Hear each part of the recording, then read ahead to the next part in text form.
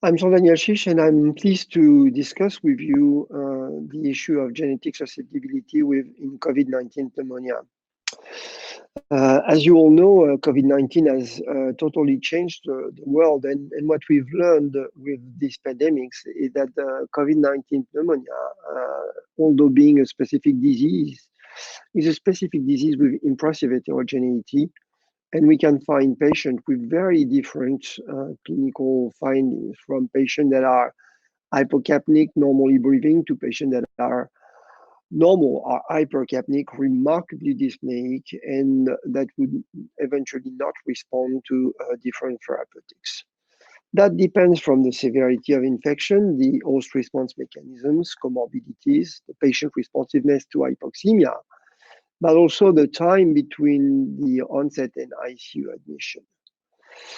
This heterogeneity can also be found when we are looking at patient outcome. As you can see here, with very different mortality rates per 1 million inhabitants in different regions of the world. But it becomes really interesting when you go down and look at single cases. And you may have seen in your ICU cases such as this one, where you have three brothers that actually presented with very severe COVID-19 pneumonia. In my ICU, for instance, we have seen 4 patients from the same family with very, very severe infection. So that leads us again to think about what drives septic phenotypes and what drives septic outcomes in COVID-19 pneumonia as compared, as well as in all other types of pneumonia. And we've learned over the years that gene expression profiles are associated with distinct outcomes. One of the best examples can be found in this data coming from the Mars Consortium, where they've done blood gene expression phenotyping in patients and identify floor blood gene expression endotypes. The MARS1 endotype here was associated with increased 28-day and 1-year mortality. And the combination of SAPS4 and endotypes did improve patient risk stratification. We have to remember that we are not equal when we are challenged with pathogens, and the clinical pictures, the mortality, the complication that we are going to develop depend on many different factors, the type of pathogens, but also host defense mechanisms and genetic host defense mechanisms. One of the big changes over the years has been the continued decrease in the pricing to do full genome genotypes, and this has led us to the possibility to rapidly assess genetic predisposition to infection in many diseases such as COVID-19. That's where I would say big data meets biology. And when I say meets biology, it means that we always have to remember that maybe a candidate gene approach is feasible. Here, for instance, when you look at COVID-19, what we've learned is related to the structure of the virus. And we've learned, for instance, that the spike protein is of the utmost importance in the ability of the virus to infect our respiratory tract. This spike protein is present in trimeric forms, and we can see that in the S1 subunit, there's a receptor binding domain with a very specific receptor binding motif that plays a very important role in the infection. Indeed, the SARS-CoV-2 infection depends on host cell factors ACE2 for entry into the cells, and the host membrane serine protease TMPRSS2 for SARS-CoV-2 spike protein priming. What happened is that during viral infection, the trimeric S protein is cleaved into S1 and S2 subunits, and the S1 subunits are released in the transition to the postfusion conformation. S1 contains the receptor binding domain, which is going to directly bind to the peptidase domain of ACE2, whereas S2 is responsible for the membrane fusion. When S1 binds to the host receptor ACE2, another cleavage on S2 is exposed and cleaved by host protease, and this process is really critical for host infection. Many groups have actually highlighted the fact that there might be a relationship between ACE2 expression and infection, and this is very much substantiated by this very nice article published recently in Cell that shows that there's a gradient infectivity from the proximal to distal respiratory tract, and that is related to ACE2 expression. And it's just logical to look at ACE2 polymorphism and TMPRSS2 polymorphisms. And in this really nice study, they've done a screening of large databases, looking at people from very different ethnic backgrounds, from Caucasian to African, Asian, and so on. And they've been able to identify 61 polymorphisms in the ACE2 gene and 63 polymorphisms in the TMPRSS2 genes. Some of them are present in only some patients from a specific ethnic origin. And here you can see, for instance, that the 8 of these bar relates to the number of patient population that bear those polymorphisms.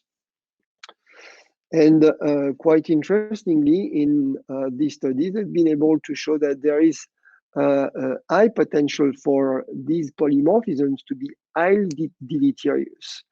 They identify a polymorphism that will impede the binding to ACE2 or impede the trafficking and the infectivity by clearly changing the interaction between the ACE2 S protein complex and TMPRSS2. In this paper, they did not actually genotype patients with COVID-19, but they built quite an interesting case for the potential for pharmacogenetic approach in patients that would have a dysregulation of TMPRSS2 trafficking or ACE2 expression. In this really interesting paper, they've looked at COVID-19 patients. They've performed exome sequencing in 131 patients, and interestingly highlighted also polymorphism in the ACE2 gene and the TMPRSS2. And at least 4 of these polymorphisms were associated with an increased susceptibility to COVID-19 infection and an increased severity in 19 infection in COVID-19 with COVID-19 infection. Here you see we've done something that was really driven by the biology of COVID-19 infection. In this quite interesting paper, they've looked at cases, 4 cases with 2 pairs of siblings in 2 different families that developed very severe COVID-19 infection. You can see that in family 1, 2 young men actually were infected, and one of them unfortunately died, whereas 2 young men were infected in family 2. Patients from family 1 actually lived in separate households, whereas the other ones were actually housed together. What they've done in this study was to perform rapid whole exome sequencing in both families, and it actually revealed something quite interesting. Because they identified a maternally inherited 4 nucleotide deletion in members of family 1, whereas the affected members of family 2 carried a missense variation in the toll-like receptor 7 gene. So this rapid clinical whole exome sequencing actually led to the identification of loss of function variants in the X chromosome TLR7 gene. When they looked at the biology, they found that mRNA for TLR7 in the index patient 2-1 from family 1 could not be amplified in whole blood. And clearly, after stimulation with a TLR7 agonist imiquimod, TLR7 expression was upregulated in PBMCs isolated from healthy control, whereas the free tested patients did not show an increased expression of TLR7. The two rare variants in TLR7 identified in those patients resulted in defective upregulation of type 1 interferon regulator gene in the TLR7 pathway in response to imiquimod. And in addition, both index patients were completely deficient for interferon gamma production in response to TLR7 stimulation. This actually led to understand that rare putative loss of function variants of TLR7 are associated with impaired type 1 and type 2 responses and increased susceptibility to COVID-19 infection. This has to be added to what we already know in host genetic variant that change sepsis risk, and I don't have the time to discuss this in details, but we know that polymorphism in pattern recognition receptors, in cytokine and chemokine genes, in other important receptors in immunity, have been linked already to increased susceptibility to sepsis. Obviously, you can also have a variation in the virus itself.